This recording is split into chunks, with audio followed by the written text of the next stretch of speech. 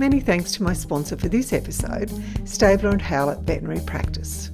From humble beginnings in 1976, Stabler & Howlett has grown to become one of Queensland's most well-regarded veterinary practices. With a strong reputation for providing a high level of care to their patients and excellent service to their clients, no animal is too big or small. Stabler & Howlett take particular pride in their service to the beef industry, along with their extensive equine knowledge. Dr. Bruce Howlett has in fact become widely known as the horse doctor. You can find out more about Stabler & Howlett at stablerandhowlett.com.au. There are so many words to describe Graeme Acton. Unique, driven, colloquial, charismatic, and the list goes on. He brought new meaning to the word passion. Inscribed on his memorial bronze bust, which stands proudly at his beloved Paradise Lagoons, are the words, "I guess I don't have too many small dreams." My favourite memory of Graeme is when he would see me, and in that great big booming voice of his, he would say, "Hello, sweetie," while wrapping me in his arms in a big bear hug. He had a way of making people feel valued. It's my great honour to bring you not the story of Graeme Acton, the businessman, but the story of Graeme Acton, husband and dad. Thank you to the Acton family for this immense privilege. Dad's enthusiasm for life and all things in it was evident to me even as a young girl. When we were riding out just on daybreak to begin a muster, he would look at the sun coming up, then smile and say, "Oh, look at that, eh? This is the best time of day." When it rained, that's when Dad really went to town. He would walk around on the veranda, clapping his hands together, unable to stifle his excitement anymore. With a broad smile, he would say to us, "See, I told you it was going to rain, hey? Didn't I?" He was always the optimist. Tory, thank you so much. I'm so looking forward to this. And I was telling you how much I enjoyed going back over, your dad's life, I suppose, and it just brought him to life again. And it was, it's just such a privilege to be able to do this for you and your family. And I'm really looking forward to chatting with you. And I was saying to someone the other day that he had such a special way about him. And one of my fondest memories or constant memories of him was when he would see me and in that great big booming voice, he would say, "Hello, sweetie." And he just had a way of making you feel special and seen. And it didn't matter if you were the Prime Minister of Australia or if you were the man collecting the rubbish at Paradise Lagoons Camp Draft, he was the same. So I want to start at the beginning because he was such a unique character and he had such a huge personality. Do you think he was like that as a child? Like, have you ever been told what he was like as a child, or did he develop that character as he went along? So Dad was the second eldest of 5 children, and I believe probably fairly early on he took on a bit of a leadership role within his siblings. He was extremely close to all his siblings. So he's got an elder brother, Robert, and then there's Dad, then Evan, and then a sister, Lizzie, and then Alan. And I think Dad was probably what you would call born leader.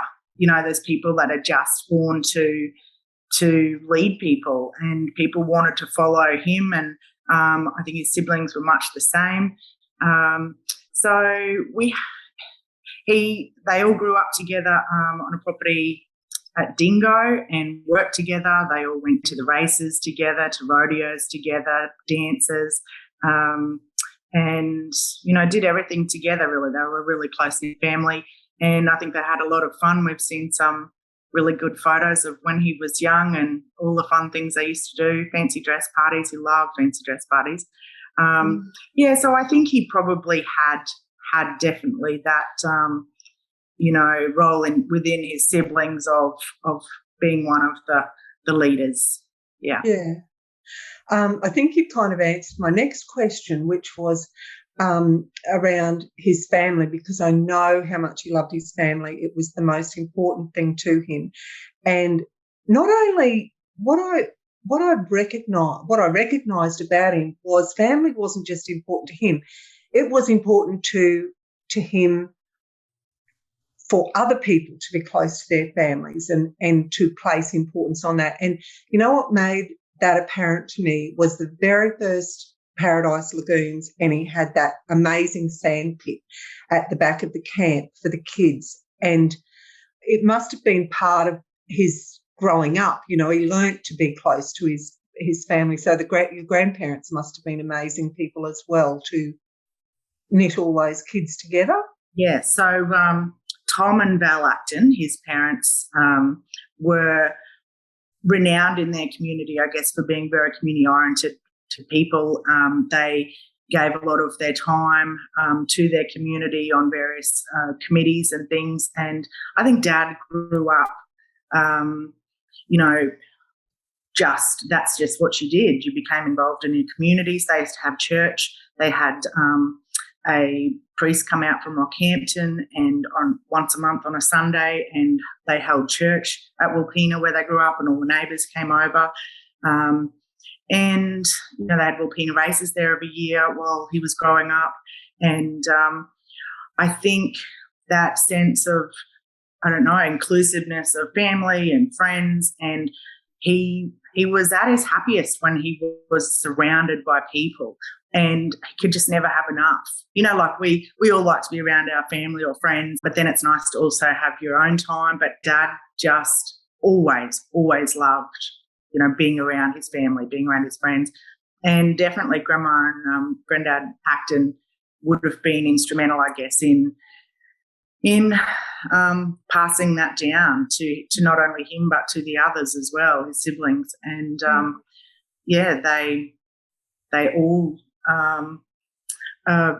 very community-minded people, and Paradise Lagoons just became an extension of that. I guess he just wanted to build something great and big, and that people would come to and have a good time. So many reasons, I guess, it elevated the sport of camp drafting, but fundamentally I think it was having people come there. The more people, the merrier. That definitely was his motto.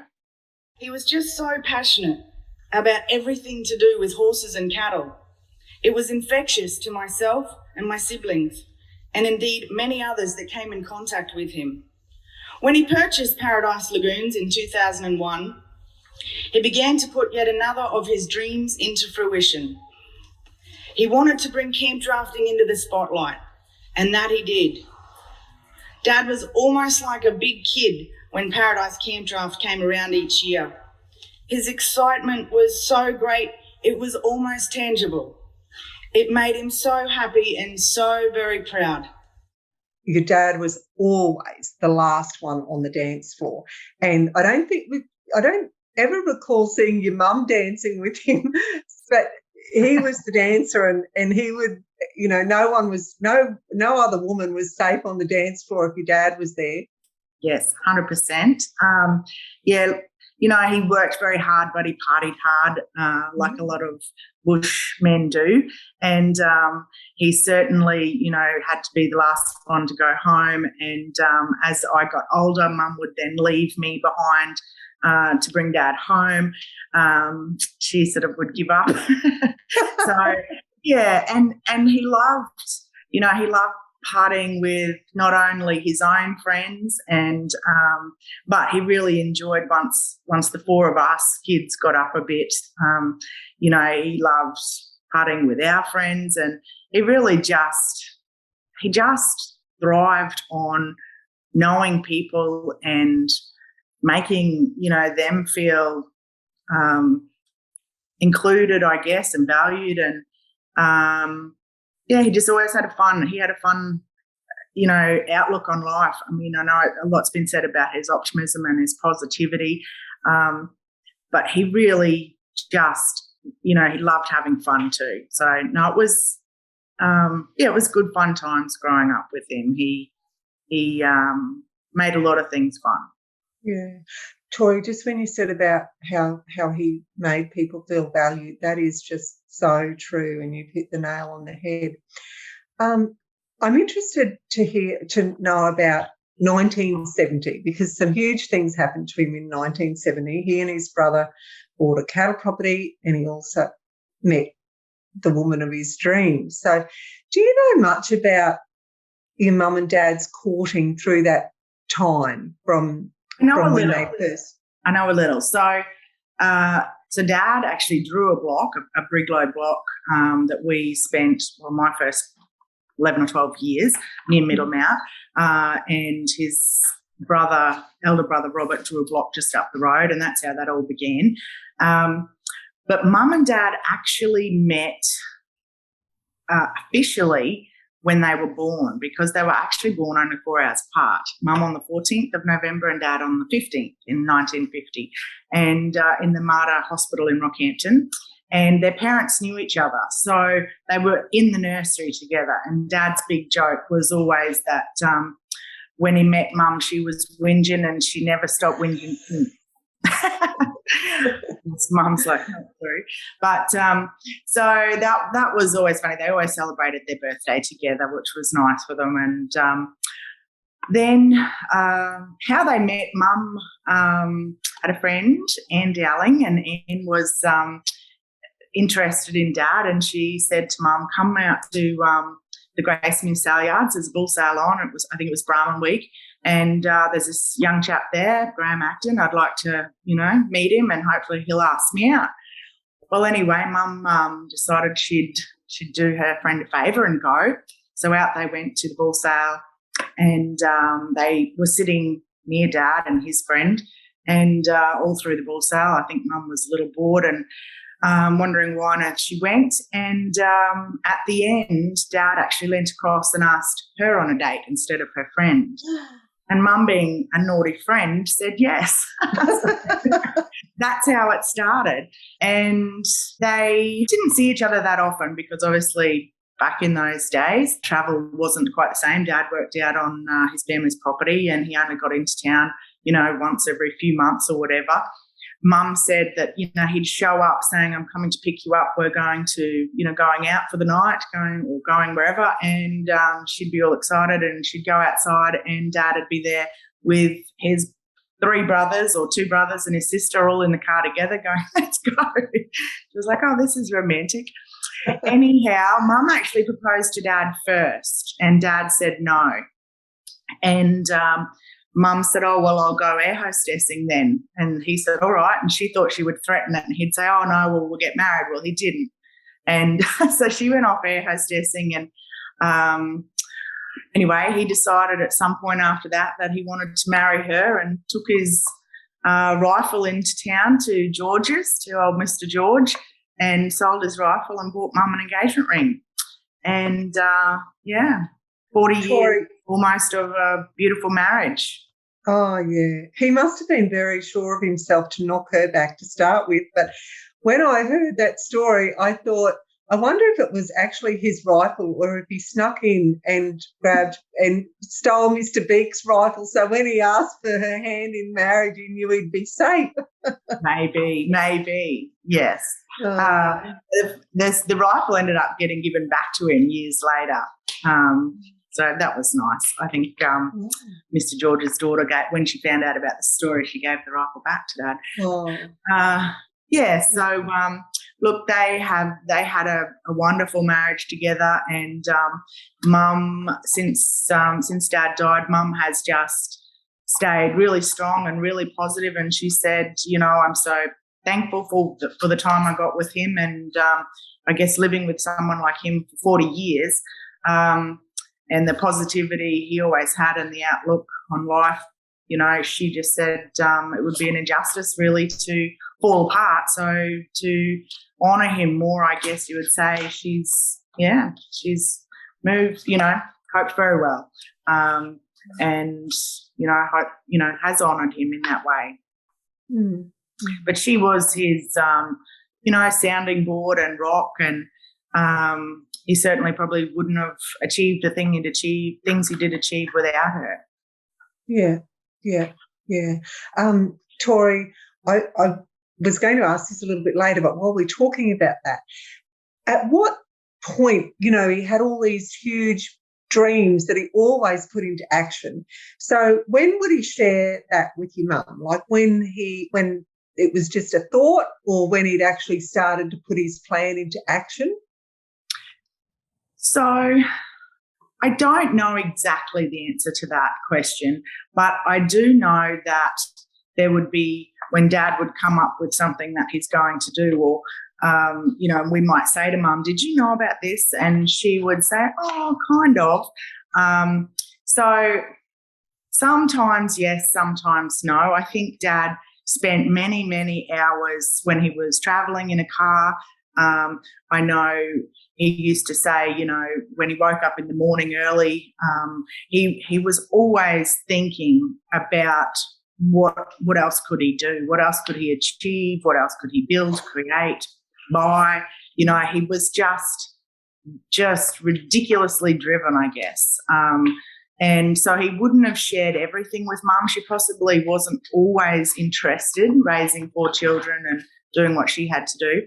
But, some things were a surprise to us all. There were plenty of times where Dad, there were years there where Dad was, buying and selling cattle properties, buy cattle property because he wanted the herd of cattle, get the herd of cattle off, sell the property, things like that.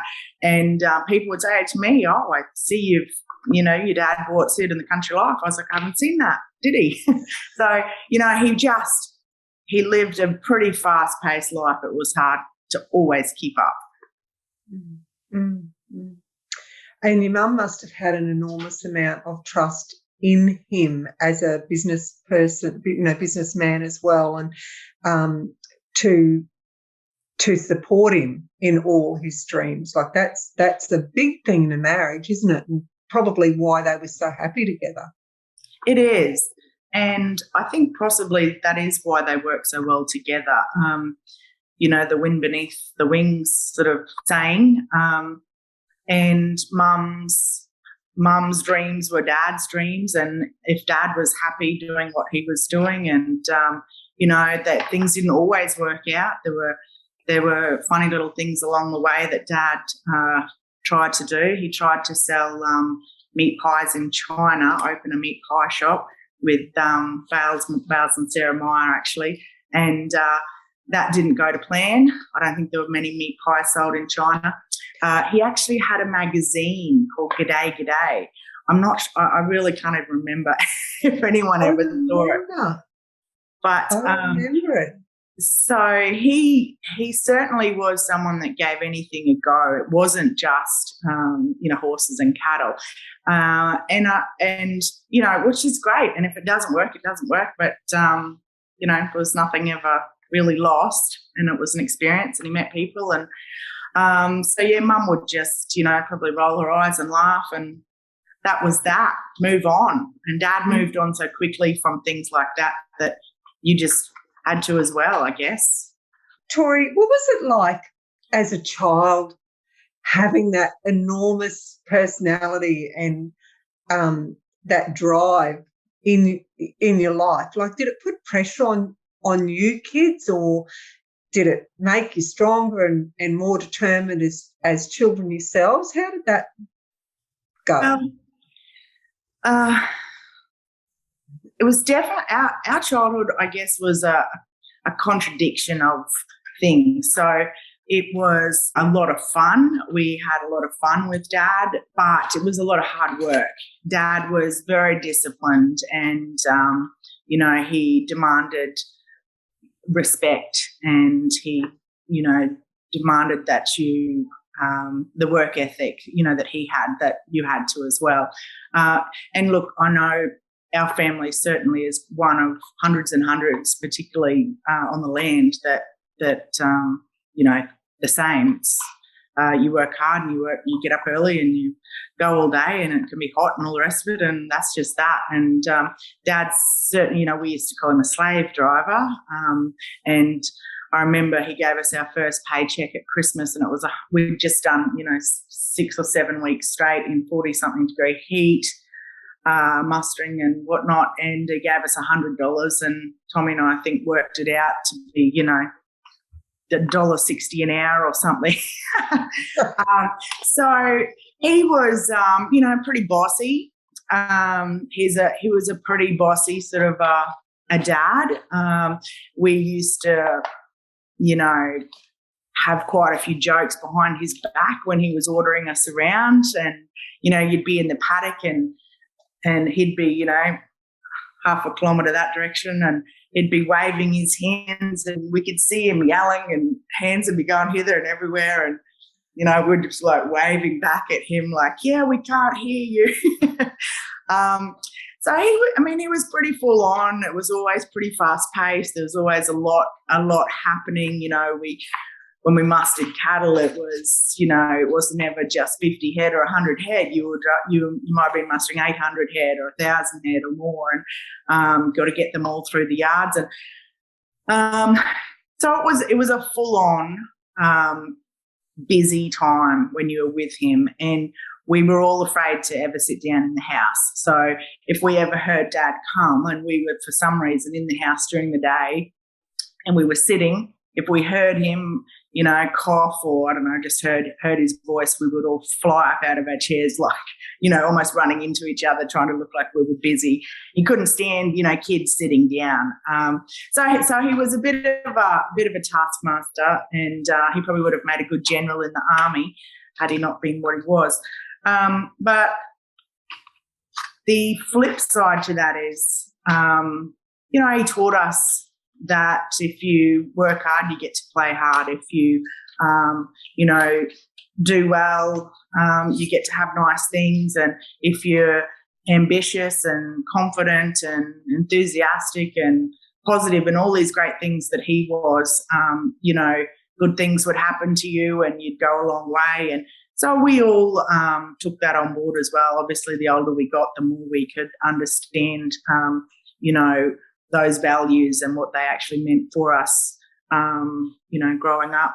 But, he loved doing things like birthday surprises. So when I was about 13, he bought a beautiful mare off Phil Connigan that lived next door, and he told Mum to wake me up in the morning and get me ready for my surprise, and he would go over to the stables and got the horse. And anyway, Mum, of course, forgot to wake me up, and he was most annoyed with her because when she did finally come wake me up, because he'd come to the house with the horse, I walked out and still looking half asleep, and he was like, Jesus Christ, Jenny, I told you to wake her up hours ago. So look at her, she's half asleep. Like he really wanted the whole, oh my God, he wanted the reaction. He did it for Mum, for birthdays, loved doing surprises. And so that was something special. Growing up, we all sort of got a surprise at some point, whether it be a horse or a vehicle maybe or something. Yeah. You was when you mentioned about the paycheck and how little it was. I think that's a really good lesson for kids, to learn to do some things for nothing, because instead of expecting that, there's a price tag to everything. And I think that helps you in your adult life to, especially to become a bit more community minded and to help other people without expecting anything in return. So even though you probably didn't realise you learned that lesson, I had that lesson too. Yes. Many of us probably had that lesson. That's right. Yeah. And indeed they're, good lessons to learn, and hopefully the generations, behind us continue those sorts of things. There are many, many lessons, I guess, we learned off our parents that, I pray that my children are learning too, and that their children will learn as well. But very grateful for the upbringing that we had. There were some long, hard, hot days, but there was lots of fun and holidays at the beach and holidays at the snow. That was something Dad loved to do as well, was snow ski. So we'd all pile into the car and take a 2-day drive down to New South Wales and have a week at the snow. Dad, of course, on the first trip managed to embarrass us all quite a lot. Dad was overly confident in everything he ever did, and skiing was no different. So we all had to go down to meet up together with all the other people that are there. There might have been like 200 or 300 skiers all there down, in this meeting place to meet up with the people that were going to take you through your lessons. And there was this massive big hole with this orange tape all around it, like be wary of this hole, don't go near the hole. So Dad is proclaiming quite loudly to Mum and the four of us that he doesn't need lessons, that he'll be able to ski, and, why are we here? He should just go and start skiing. And whilst he's doing that, he's slowly going back into this hole, and we're all watching him in front of all these people, just standing around waiting, and Dad straight back into this quite deep hole, backwards down he went through the orange tape, and we're just all like, good one. And he said, come on quickly, hurry up and pull me out. He wasn't a bad.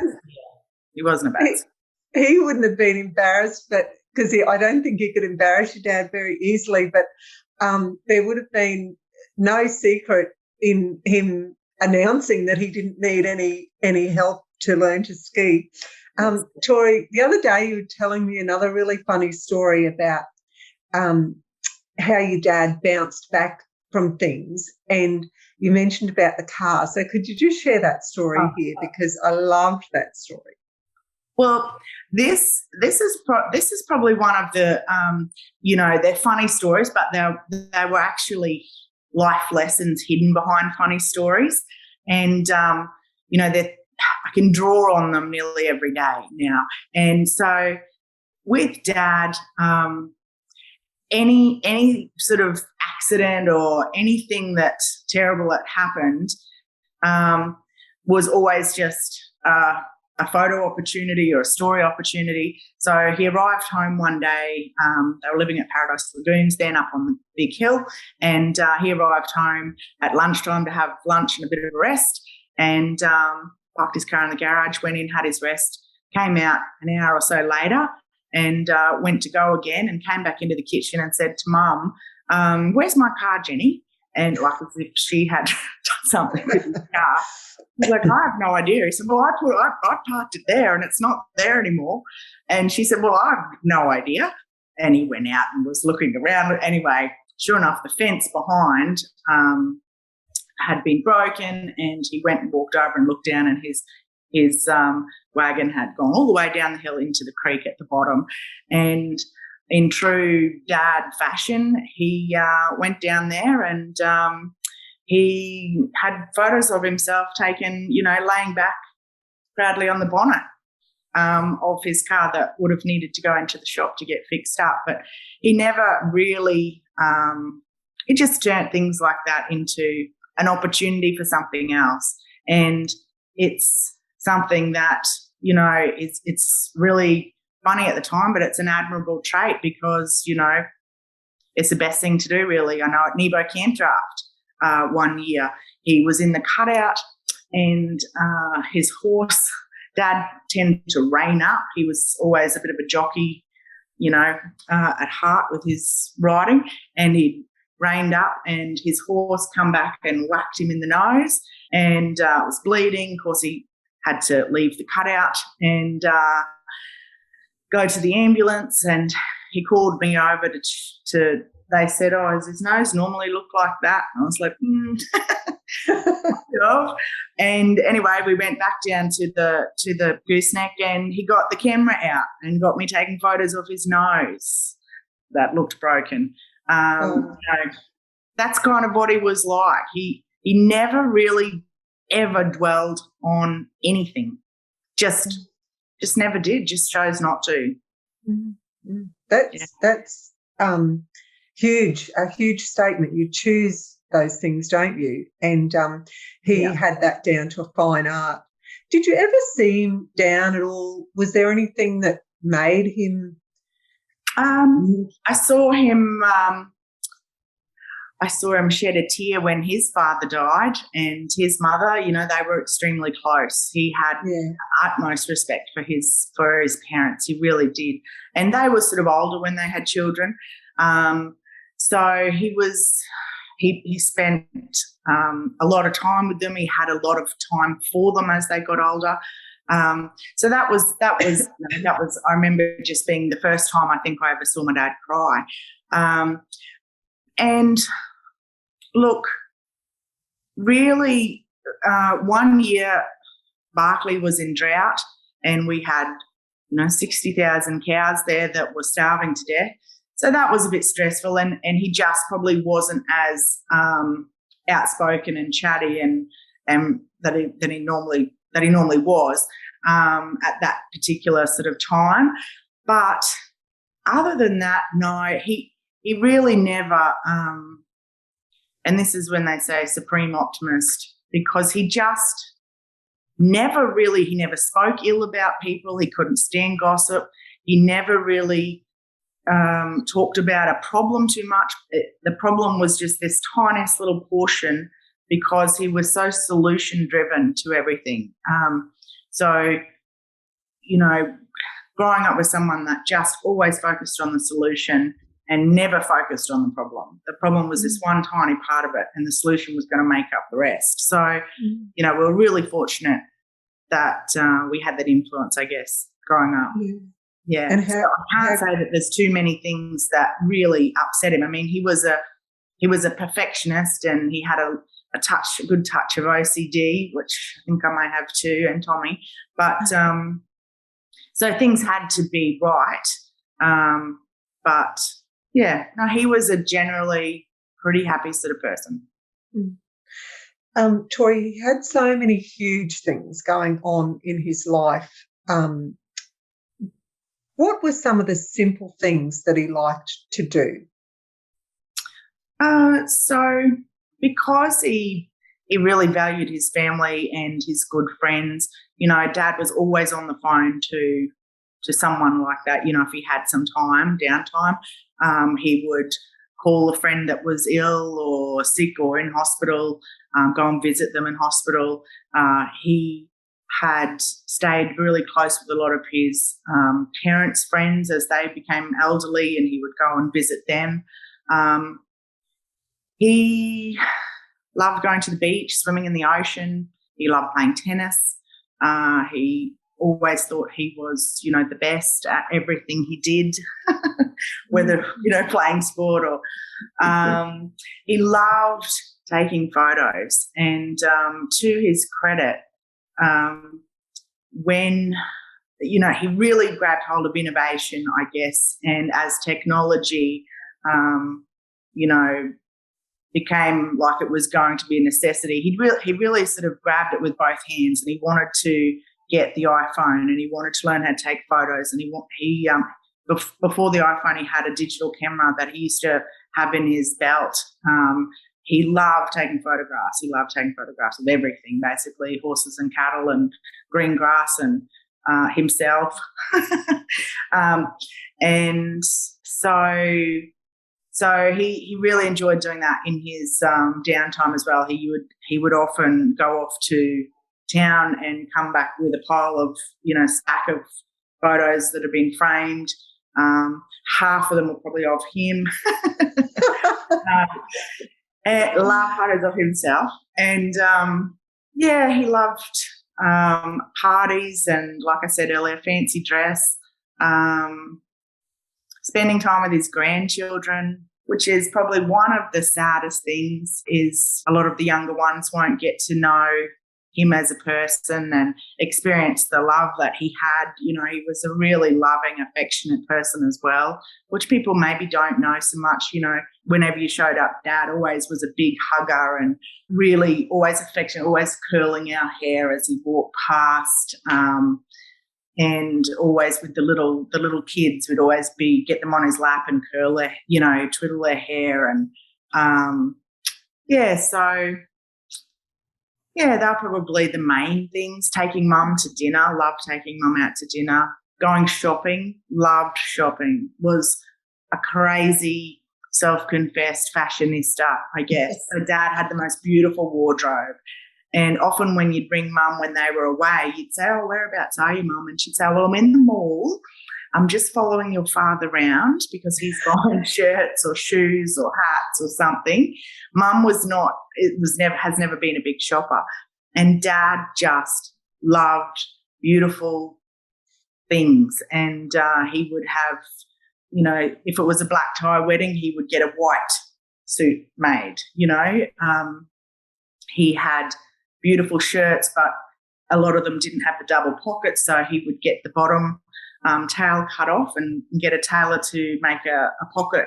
So he would have the two pockets, and then the tail would just be of some plain fabric. So all his shirts had these odd tails, all the ones that never came with double pockets. He had a beautiful tie collection of designer ties, designer shoes, different hats. Like, he matched his socks and his jocks colour-wise. He did some really funny things when it came to fashion. But his shaving case, I think he called it, only really ever had methylated spirits and aniline. Oh, really? So he kind of was forward-moving in one way. Stayed with the old times, yeah. What was the metho for? The metho was aftershave, I think. Oh. And the aniline was moisturising cream. Aniline was just went anywhere and everywhere. Well, it worked because he did have lovely skin. And when you said he loved everything that was beautiful, that's probably why he loved your mother so much. Probably. Mum was a bit of a model back in her day, actually. So, yes, I think he did do very well for himself. Yeah. Tory, I just want to go to Mike Young and Kate Acton now, just to talk a little bit about what people from outside the family thought about your dad.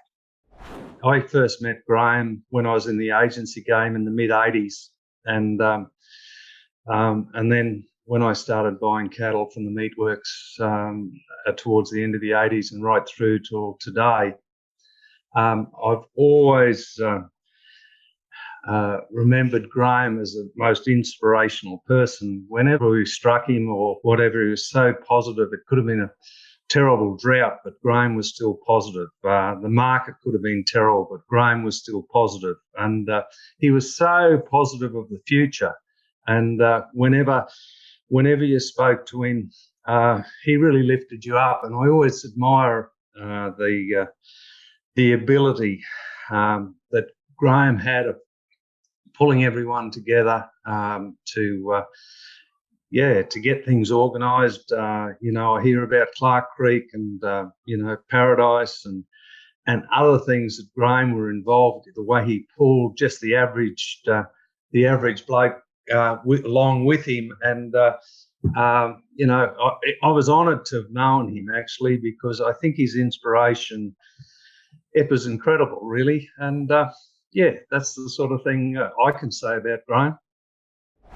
Graeme was a tremendous support and help with the progression of my career. He actually probably launched it I think, when he had the first camp draft at the showgrounds in Rockhampton. He had asked me to do a trophy for the open camp draft. And I was quite capable of sculpting the trophy, but I had absolutely no means of casting it. And because it was at a very late hour trying to get the trophy actually finished, I actually we had to develop a foundry ourselves, or a means of casting it. And my husband and some friends, we spent a lot of time, many false starts trying to get it cast, but we eventually did, and we got it to the actual camp draft. Following that, Graeme was very supportive, was always asking me to do projects that I thought were probably out of my capabilities, but he would insist that I do them and insist that I could do them. So I was always extremely grateful for his belief in my work, also putting my name forward for some major projects. there was possibly some negative sentiment as to my capabilities of doing those projects. And he shielded me from that negativity until the project was actually completed. And thankfully it was successful. But Graeme was also a great friend and a friend to our whole family, my husband and my boys.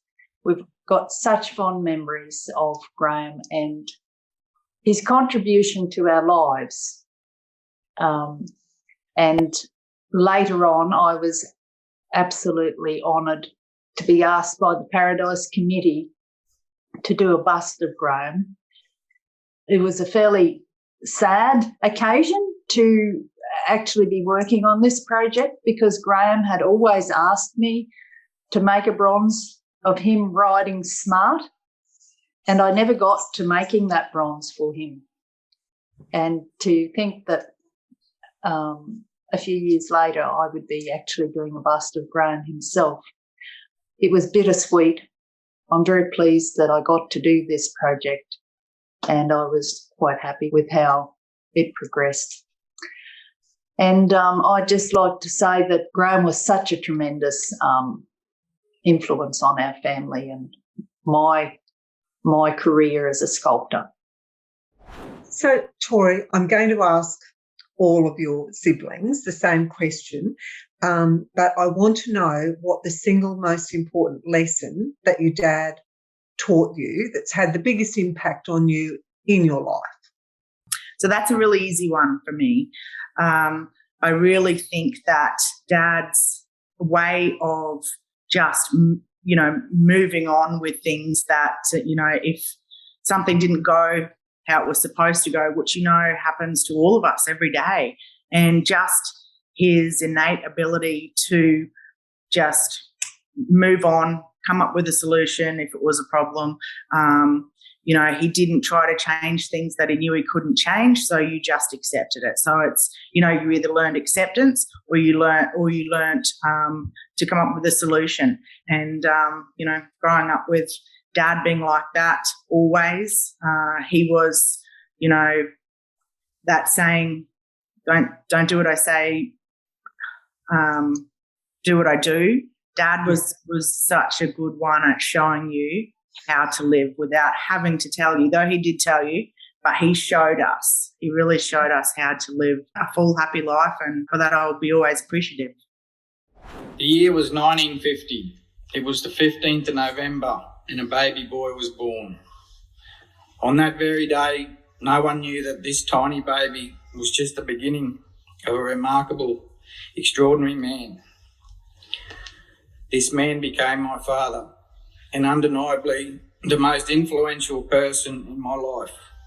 Probably the most important lesson was, just be kind to people and treat people how you like to be treated, I guess. And whether it's business or social, I think it's all the same. And I think Dad showed that in a lot of ways. And I think that's how you gain respect in the community and with your peers, and they're the sort of things that people remember, and, that's what makes you stand out from the crowd a bit, and that's what he always said.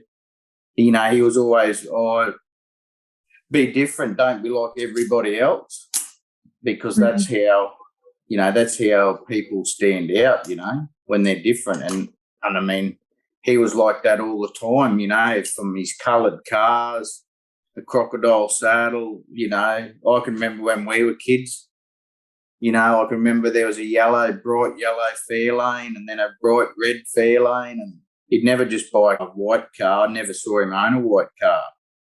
They'd always be one colour or bright or two or three colours, That's just the way he was. I went straight home after school, and I was fortunate enough to live and work alongside Dad for all those years up until I got married and had children. And I think one thing that stands out for me was definitely his tireless energy and enthusiasm for life. And I mean, it would start in the wee hours of the morning. It's dark, we're in the kitchen eating breakfast, and Dad would march through proclaiming what a wonderful day it was, and for me, I'm like, well, it's not even daytime yet. But he just had this enthusiasm that was infectious, although I think at times my teenage self probably tried to ignore that enthusiasm. But yeah, it was contagious, and I'm certain now what a positive impact it had on me growing up. Dad was very hands-on. He was a hands-on guy. He I'm sure was much happier on the head bale or riding on the blade of a piker bullock or pulling up a flood fence than he ever was sitting in a boardroom meeting. He just liked the day-to-day hands-on work and was always very much a part of that. Working as a team is another thing I think of when I think of Dad. He was very teams orientated. He would use the word every day, whether we were yarding up as a team or mustering as a team, doing everything as a team. I think he made people feel like they were part of an amazing team, achieving great things. And yeah, he was probably more than likely the team leader most of the time, but he was in the thick of it with everyone. He just, could see the benefits, that and the value that comes when people work as a team. And I guess he was also very, very good at multitasking. And, so we could be yarding up a mob of bullocks at Sheep Hill Yards, but he's been on the phone to the solicitor, talking about the latest property acquisition.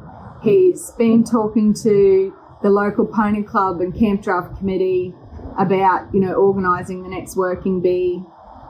And, he's already spoken to Billy and organised the trucks for tomorrow. That's just, he had this ability to do so much multitasking just to be getting so much done at once, but had so much focus on what he was doing at the time. And, I mean, it's not easy. And I think also his amazing ability to manage to have this harmonious work-life balance that he did. I mean, he was undeniably a workaholic. Although it wasn't work to him, he was just living his passion. He was doing what he loved every day, so it wasn't really work to him. But, he was a workaholic. But he also put time aside because he for family and friends, because he saw so much value in that, and it was so important to him to have that time with family. And I think it's a very unique thing. I think we strive for that, to have a good work-life balance, and it's difficult. And I think undoubtedly it is why he was such a happy man, because he had that. And I just will be forever grateful for the precious time that I got to spend with such a one-of-a-kind, special human being, my dad. Of all the valued and cherished lessons Dad taught us, the most significant for me has been to strive to love wholeheartedly and have grace. I loved his innate ability to so naturally show affection and compassion, and he quietly modelled that his whole life. I loved the way he adored Mum, his parents, his siblings, his only sister, Auntie Lizzie, who he just adored. I loved the way he embraced our friends, whether he knew them really well or not. He would hug them the same as he would hug us. He inexcusably loved as boldly and as loudly as he liked. And, oftentimes he was overzealous and overproud, and but sometimes it was ever so quietly, and I just remember identifying that from a young age. The effect that had on people, his presence, and the way that he was able to make people feel was really special. I loved the example that he set, that you can be loud and proud and gracious at the same time. And I think he balanced that so perfectly, and that's what so many people found endearing about him.